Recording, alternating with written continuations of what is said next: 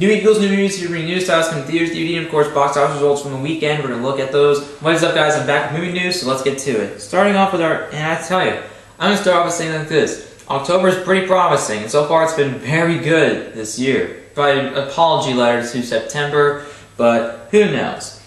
Let's just get into the newest releases. The first new release is Goosebumps, directed by Rob Letterman, who directed Gulliver's Travels, which I heard got a lot of hate. I did not see it, and from what I heard, I'm thankful I didn't see it. He's collaborating with Jack Black again. This time he plays R.L. Stine. And you have Dylan Minnette, or however the hell you pronounce his name, comment below, who's an Alexander in the terrible, horrible, no good, very bad day, which I thought was a decent family film. In this movie, it's kind of like Jack Black plays R.L. Stine, who's the author of all the Goosebumps books, and like this new Dylan Minnette. I'm just going to leave it at that, because I don't know how to pronounce his name. He plays this new kid who moves into the neighborhood where he lives. He hears he meets like R.L. Stine's daughter. He hears like this commotion. He unlocks the manuscript, and then just a monster comes out of the book. Then all the monsters are coming out. They cause chaos, and they have to try and get all the monsters back in the book. Now, in case you guys don't know, no, I've never read the Goosebumps books. I never grew up watching them, mostly because I wasn't really born yet when they first started and when they were a big fad. I was very young and when the series came out, never really watched it either. I've never seen reruns of it. I just don't care for it, really. I don't have any nostalgia towards this. I saw the trailer for it. It just looks like a lot of fun, some people say, oh, it's horror literature. Yeah, I don't think it's really going to be scary because it's children's horror literature. It's kids' horror. And kids can be scared by anything. Seriously, I saw a Vine, and it's like where this guy says, what are those? I can't stand that trend. It's annoying. And he actually said that, and he didn't even say it that loud, and the kids started crying. It was funny to me, really. That made you cry? That's ridiculous. I don't know. Now, the movie looks like a lot of fun. The first trailer was pretty enjoyable. I like Charlie XCX's song in that trailer. I don't know which one it was, but it's just it kind of had a lot of energy to it. It kind of made it entertaining to watch over and over again. And I have to say, it was kind of cool. So it's nice to know that and I'm hoping that the visual effects don't look finished, though I think the movie was probably still in post-production when they made the trailer. So I think the visual effects will improve. But one thing I'm hoping is that it'll be a fun time at the movies. Now, the next release is one that I'm actually excited for. Crimson Peak, directed by Guillermo del Toro, written by him and Matthew Robbins, I think, starring Charlie Hunnam, Jessica Chastain, Neil Wazowski, Tom Hiddleston. I'm excited for this movie, guys. Before I saw the trailers, I liked the design of the poster, I liked the art style. Same for what I've been seeing in the trailers. I just think it looks like a very cool, atmospheric movie. And actually, Del Toro has come out saying that it's really more of a gothic romance. Cool. That's my cat, Jersey, crying. I don't know what her problem is. But the thing I'm excited for it. To be honest, Del Toro, he rarely ever really misses from what I've heard. It just looks cool. I'm hoping it could be one of my favorite horror films of the decade. Who knows? I have not seen Cabin in the Woods. I gotta start catching up on my horror films. The only one I've really seen ever was really like a standout. And it really isn't a standout for me. It's not perfect, but it's one of my favorites of the decade so far. Is It Follows. Sorry. I don't know. It just looks really well done. The visuals look beautiful. I like the art style of it. I don't know. It just really appeals to the eye. I'm hoping to give it a shot. Next one is a Steven Spielberg film, Bridge of Spies, based on a true story, inspired by true events, based it stars Tom Hanks as an American attorney who tries to negotiate the release of a U-2 spy plane pilot shot down over Russia during the height of the Cold War. Steven Spielberg is an excellent director, has an 89%. 27 reviews. Actually, I forgot to tell you this. Goosebumps is a 79%, 19 reviews, so that kind of helps. No reviews posted for Crimson Peak yet, but I'm not gonna let that. Make me scared that they didn't do a screening for it. Stephen King even said that terrifying and shit. I don't know. I'm gonna look it up. But let's get back to the Bridge of Spies while I'm looking at that. I mean, it just looks great. I mean, it's written by Matt Charman, who I think has written some plays, and I think got some awards for that, or got some recognition for that. Also, you have the Coen Brothers involved in the script. And you guys know how much I love the Coen Brothers. Yes, Fargo Season 2 is coming on. Oh, it came on today. Oh, it's premiering today. I luckily recorded it, so yeah. Actually, I have no school today. It's pretty awesome. Yeah, it's Monday. It's cool. What's it, Columbus Day? I'm gonna look that up too. Guys, I'm sorry guys, I'm not great at this stuff. Sorry guys, I mean, I'm just not. Oh yeah. Calm down, Jersey. Jesus. Yeah, it is Columbus Day. God, how did I forget? That is sad, you know? I mean, it's been a while since, Tom Hanks and Steven Spielberg have collaborated, and they're great when they collaborate together. I mean, Saving Private Ryan is one of their best examples. I love that movie. Everyone does. Yeah. It just looks very cool. And it just looks like it'd be 89%, 27 reviews. That's just obviously enough, promising enough to sell me on that. What else do I have to say? Next one, they're also, and this is on the 16th, these films, but there's one coming on the 18th. It's like I think it's like a re-release to commemorate the 50th anniversary of it, and that is My Fair Lady, directed by George Cukor or something like that, comment below. And of course, you already know, it's a certified press release, 95%, 44 reviews. Fans of Playmate miss Julie Andrews in the starring role, particularly when Marion Nixon's singing comes out of Audrey Hepburn's mouth, but the film's charm is undeniable.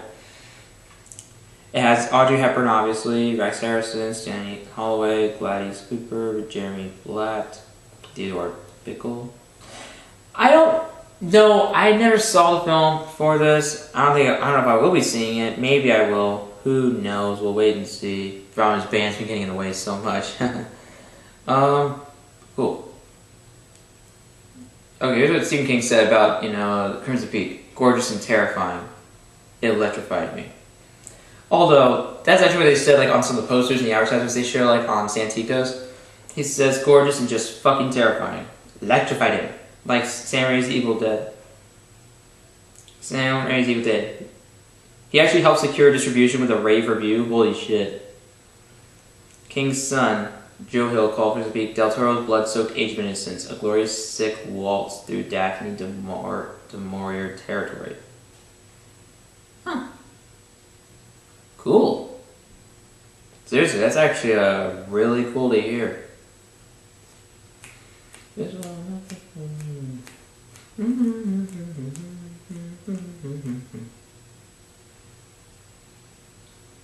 Sorry guys, I know I'm distracting myself, but you know what?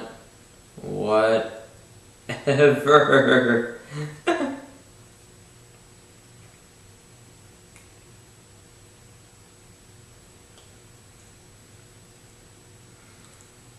Sorry, I'm just wasting my time doing bullshit, Anyways, let's go to the next release. The next one is called Room, which stars Brie Larson, a newcomer. Jacob Tremblay also has Megan Park, Joan Allen, William H. Macy. 97%, 30 reviews. Saying, led by incredible work from Brie Larson and Jacob Tremblay, Room makes for an unforgettably harrowing and undeniably rewarding experience. I don't know much about it, never seen a trailer, though could be worthwhile. And this is for the 16th. Only My Fair Lady so far is the only one coming out on the 18th. Next one is a Netflix film. Beast of No Nation, written and directed by Cary Fukunaga, who you may know directed the first season of True Detective, has a 90%, 31 reviews. Beast of No Nation finds director Cary Fukunaga working with a talented cast offers a sobering, uncompromising, yet still somehow hopeful picture of war's human cost. If I pronounce his last name right, or wrong, pronounce his last name wrong, comment below. I don't know, I did not see a trailer for it. I just don't see a lot of trailers, because trailers just ruin movies now. But considering the reviews, I may give it a shot. It'll probably be a big hit on Netflix. Next one's Meadowland, which is, I think, a suspense drama or something like that. 100%, 7 reviews. Has Olivia Wilde, Elizabeth Moss, Luke Wilson, Natasha Lyonne, Giovanni Ribisi, John Leguizamo, Ty Simpkins, Kevin Corrigan, Meredith Weaver. Yeah, you know that? Yeah, it's pretty cool. I don't know really much about it. I mean, it has 100%, so that's promising enough. Maybe I could buy it one day and give it a shot. But, who knows? Who knows?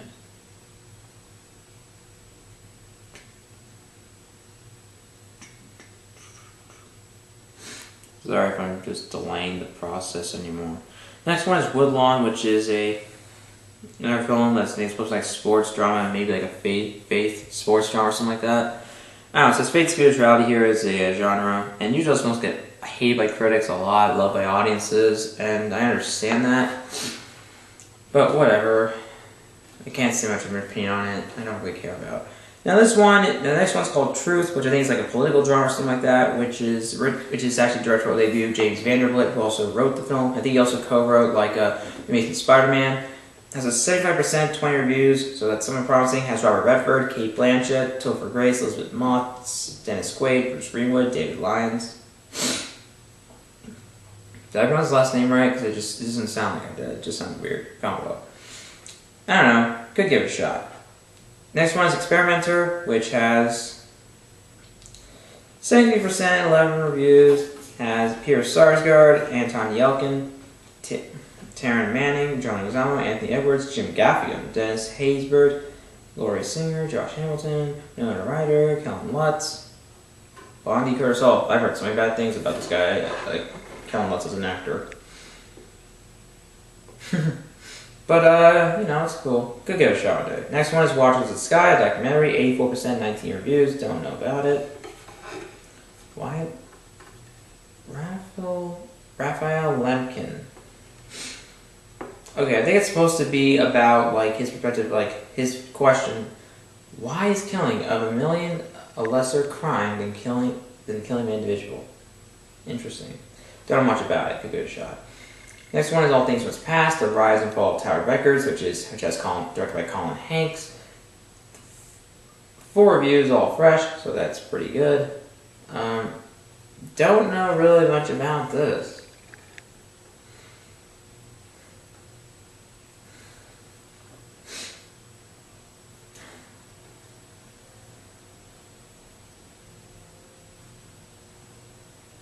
Yeah, I think it's wrong. Yeah, but I think it's based on Tower Records. Established in 1960, became a huge thing of the music world, powerful force. 1999 made $1 billion. Then they found bankruptcy in 2006. Huh. It's really the internet, but they think it's something else. Next one is Tales of Halloween. 4 good reviews. Okay, that's promising. I don't know what this is. Okay, it's an anthology film, so that could be interesting to watch. Next one is The Russian Woodpecker, another documentary, 100%, 8 reviews.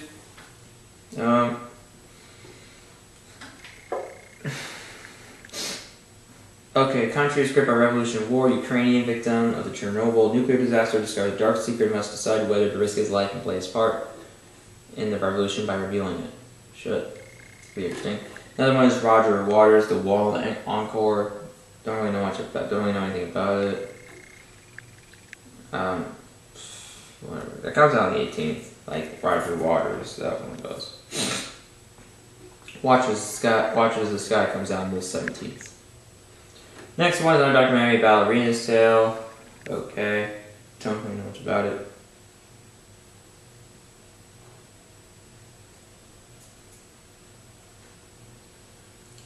Okay, so this is kind of based on iconic ballerina Missy Copeland. Don't know much about her because I don't watch that kind of stuff. So yeah, we'll leave it at that. Next one is Tab Hunter Confidential. Has 89%, 9 reviews. It's about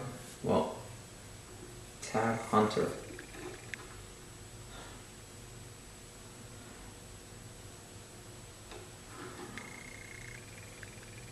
Huh. I don't know much really about it. Really dumb. Next one is The Diabolical. It's a horror film. 1 good review, though. I don't know what will come out of that. Either a few good reviews or just bad reviews after that. You know, horror is today, guys. It's sad. Next one's Momentum. Holy shit, this one has Morgan Freeman in it. What? That legend? Hopefully it's a good film, but the way the poster looks, it doesn't look very promising. Next one is another horror action adventure. It's a horror action adventure or something like that, just a horror. Windwalkers. One good review, one bad review. Can't say much about that. So far it's divisive at this time, but that's only 2 reviews, so I can't say anything bad. Another documentary, Hot Water. Following a story on uranium contamination once the problem flows much farther than they imagined. Not much to say there, but okay, could be interesting. A comedy. Next one, you can't say on comedies unless you have good reviews. Lumberjack Man. Nothing there yet. Nothing posted. Me America. Okay. A drama, 1 good review, so that's promising. Bastard. Another horror film. Nothing to say there. I can't really get this done anyway, so it's taking forever. Homemakers, 1 good review. Okay. Ozland. No reviews posted. Golden Kingdom. No reviews posted. Okay, we are done with that. Let's get to the DVD releases. Yes! Yes. Boop. What the was I doing? I don't know what this is doing. Anyways. Let's just get it done. First DVD release, this is on the 13th of October. First release is Terminator Genisys.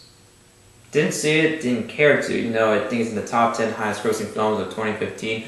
Though I think that's going to be overshadowed by The Martian, and will also be overshadowed by Star Wars. Obviously, I mean, it's fucking Star Wars, man. Yeah, 26%, 2 out of 10 reviews, and its mild mythology. Terminator Genisys is a lurching retread that lacks thematic depth, conceptual intelligence, or visual thrills that launched this once mighty franchise. Yeah, I didn't care to see it. Next one is Dope, and 87%, 127 reviews, featuring a star-making performance from Shanique Moore and a refreshingly original point of view from writer-director Rick Famuyiwa. Kabalo. I can't decipher this. Dope is smart and insightful entertainment. I saw it, thought it was really good. I give it a 4.5 out of 5. I didn't think it was great, but it was very well made. It's original, yes. It is full of energy. It's funny. It's a good coming of age story, but it does have some conflicting messages at times. So it's far from it's not perfect, but it's still really good. Recommend it. Actually, it's produced by Forrest Whitaker. He also narrates it. Cool, huh? Crap. Why do we have to go from all this, from a good release to a disappointing one, or something like that? Shit. I'm sorry, but I hate that. I hate when you disappoint me with release. Hey, knock it off! Gallows. The Gallows, 16%, 88 reviews. It's a found footage film. I've heard so many bad things about this film.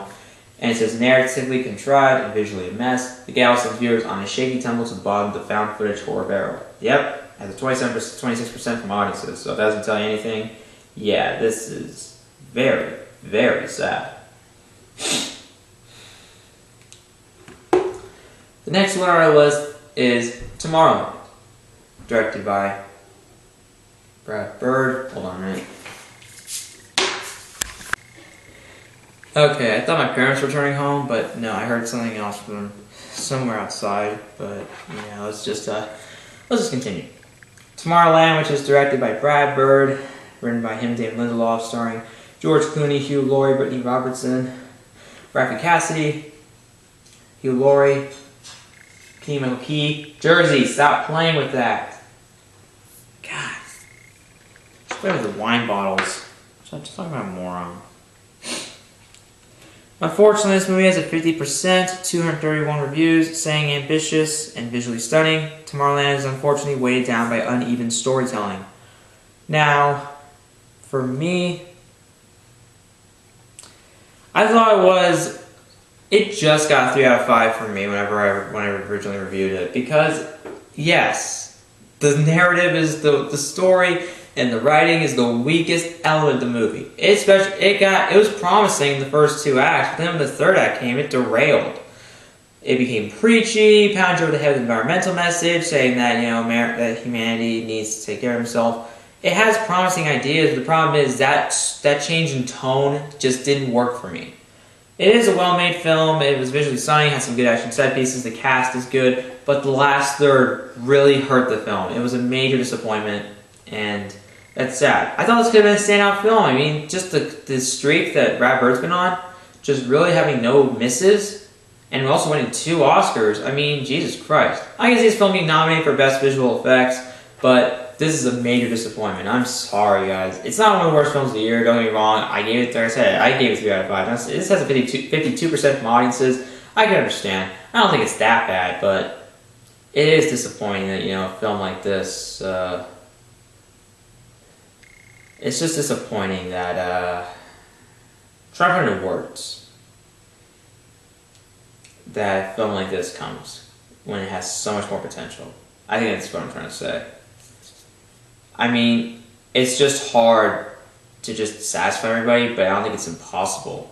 Now, let's get to the box office results. We're almost done, guys. We are almost done.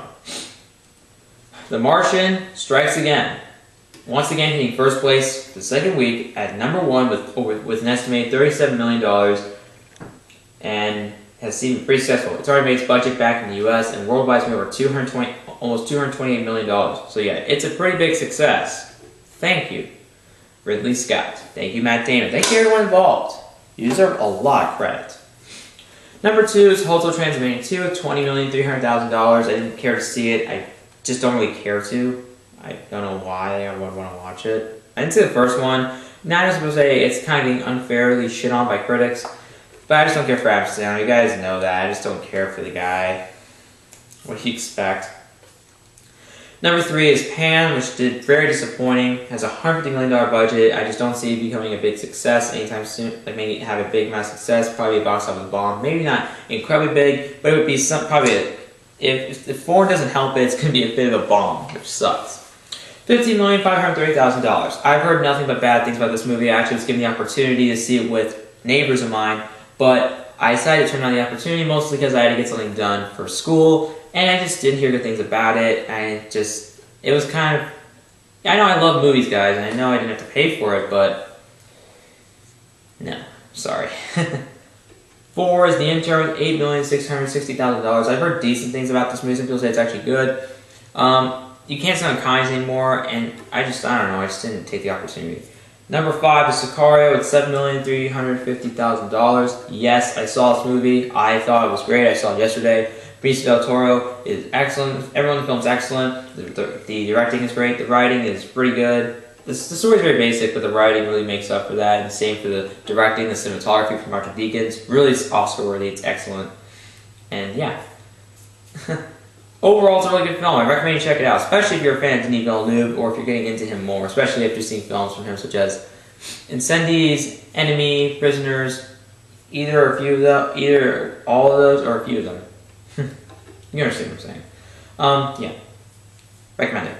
Number 6 is Maze Runner Scorch Trials, $5,250,000. It is overall being a pretty good success, which I found kind of surprising because I just never heard the best things about it. I've heard mixed opinions about it. Like Mariana from Fresh and Blend gave it 2 out of 5, which is not good at all. Wait, was it 2 out of 5? Or was it 2.5? I don't know. All I just know it wasn't a good review. It was less than 3 out of 5, and it was more than 1.5. But in all seriousness, yeah. Number 7 is The Walk with $3,650,000. I know it got a wide release today.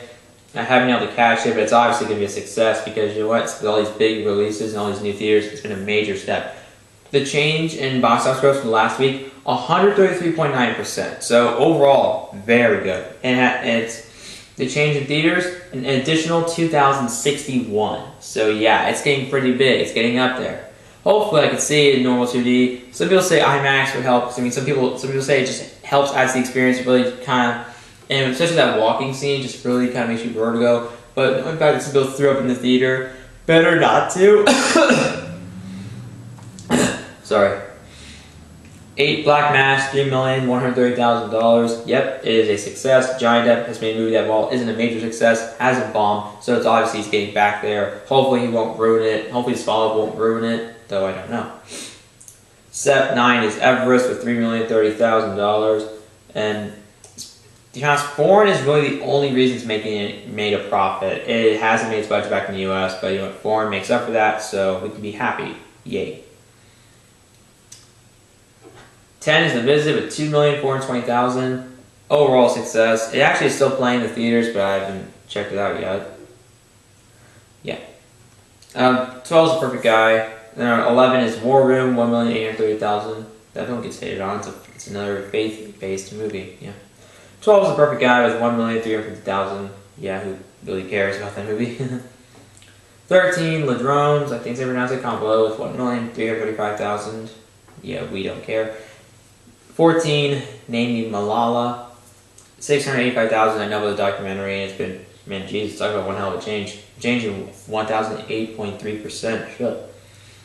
15, 99 Homes, 630,857. I know it's playing in some theater. I know it's playing in Santikos. I haven't checked it out yet. Maybe I'll give it a shot. Maybe I'll unfortunately miss it and have to wait for the DVD. I was hoping I could see it like before Oscar season's up or something like that. I don't know. Hoping to see it at least. Jesus, talk about like exchanges. And number 16. This is actually a pretty good year for limited release. 4 theaters Steve Jobs opened in. How much did it make? $521,000. That's right, for an average of $130,250 per theater. 4 theaters. People are that excited for it. People want to see it so bad. Seriously, once the wide release comes, it's probably going to be getting even bigger. It's probably going to hit at least over $50 to $60 million at the box office. Bet on that. I want to see it, guys. I really do. Next one's Inside Out, $440,000. I think it's still in theaters. Holy shit. It's still going pretty well. 18, Green Inferno, $353,000. 19, Goodbye Mr. Loser, $350,000. 20, Mission Impossible Rogue Nation, $300,000. 21 Pixels, $285,000. How's it still in theaters? 22, Grandma, $240,722. Missed opportunity to see that in theaters. I really just missed it. And there's more coming after that I don't care to look at. Sorry. But yeah. I mean, you can look up the rest for yourself on Box Office Mojo if you want to, and I hope yeah, that's it. That is movie news for this week. Comment below, are there any releases that you're looking forward to? Are you going to see some? Are you going to skip any of them? What do you think of the box office results? What do you think of DVD releases? Are you looking forward to some of them? Are you not? Comment below. Subscribe to the channel for more videos.